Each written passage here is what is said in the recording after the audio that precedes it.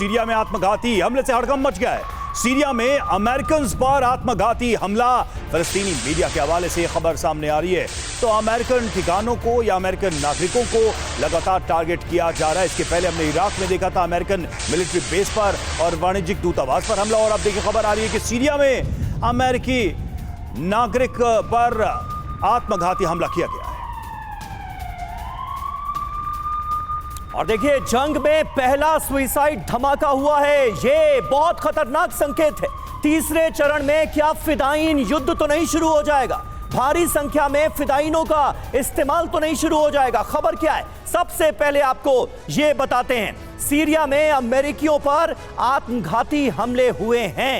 खतरा क्यों बढ़ता जा रहा है? मिडिल ईस्ट में फिदायीन हमले बढ़ सकते हैं, इसकी आशंका जताई गई है। और हिजबुल्लाह में फिदायीन हमलावरों की भर्ती की गई है। वो हिजबुल्लाह जो लगातार इजराइल पर निशाना साध रहा है, जो हमास के साथ खड़ा नजर आ रहा है। ईरान में भी 5 खूंखार फिदायीन दस्ते तैयार किए जा रहे हैं, इसलिए भी यह आशंका और ज्यादा प्रबल होती है। रवि, बिल्कुल, और देखिए हमास हूती भी ये ट्रेनिंग दे रहे हैं। ये जो मानव बम बनाने की ट्रेनिंग है, फिदायीन की ट्रेनिंग है, ये आतंकी संगठन लगातार ट्रेनिंग दे रहे हैं, रिक्रूट कर रहे हैं। और हम समझ सकते हैं जो घटनाएं शुरू हुई हैं, टारगेट कौन हो सकता है, क्या हो सकता है, इसलिए ये चिंता और बढ़ जाएगी कि क्या आने वाले समय में अमेरिका या दूसरे देशों के नागरिकों या ठिकानों पर ये हमले बढ़ने वाले हैं।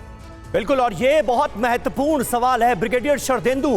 गाजा और मिडिल ईस्ट में अगले चरण में क्या वाकई फिदायीन युद्ध तो नहीं शुरू हो जाएगा? इसकी आशंका बहुत प्रबल नजर आ रही है। बिल्कुल, आपने ठीक कहा, आशंकाएं बहुत प्रबल हैं। फिदायीन युद्ध उस समय लड़ा जाता है जब आप कोई मिलिट्री ऑपरेशन या कोई ऑर्गेनाइज्ड ऑपरेशन नहीं लॉन्च कर सकते हैं, और कुछ ऐसे मोटिवेटेड तत्व होते हैं जो अपनी जान की परवाह किए बिना जो दुश्मन का टारगेट हो उसको नेस्तनाबूद करने की कोशिश करते हैं, और इसमें जान मान की बहुत नुकसान होता है, सिविलियन कैजुअलिटी होती है। और इस तरीके के फिदायीन अटैक एक अपने आप में गुरिल्ला युद्ध का भी एक विधा है।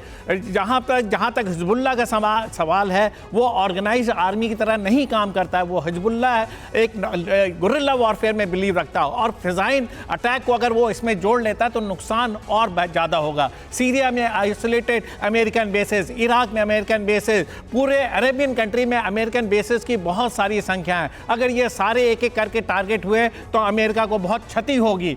लेकिन अमेरिका ने आज की डेट में मेडिटेरियन सी में, रेड सी में अपने इतने जंगी बेड़े उतार रखे हैं, अपने जो वहाँ के मिलिट्री बेसेस उनकी जो सुरक्षा उसको पुख्ता किया है। लिहाजा इस तरीके के अटैक की शुरुआत है। अब सारे चौकन्ने होंगे, इसको रोकना होगा, नहीं तो इजराइल और अमेरिका दोनों को इसमें काफी नुकसान होता दिख रहा है। बिल्कुल, ये खतरा बढ़ेगा आने वाले समय में। कम से कम इन खबरों से संकेत तो यही मिल रहे हैं। और देखिए, लेबनान से इजराइल पर ताबड़तोड़ प्रहार। हिजबुल्लाह ने 22 से ज्यादा शहरों पर दागे हैं रॉकेट्स, 30 से ज्यादा रॉकेट दागे हैं। आयरन डोम ने नाकाम किया है हमला, यह भी जानकारी सामने आ रही। तो लेबनान से लगातार रॉकेट के जरिए इजराइल के शहरों को निशाना बनाया जाएगा।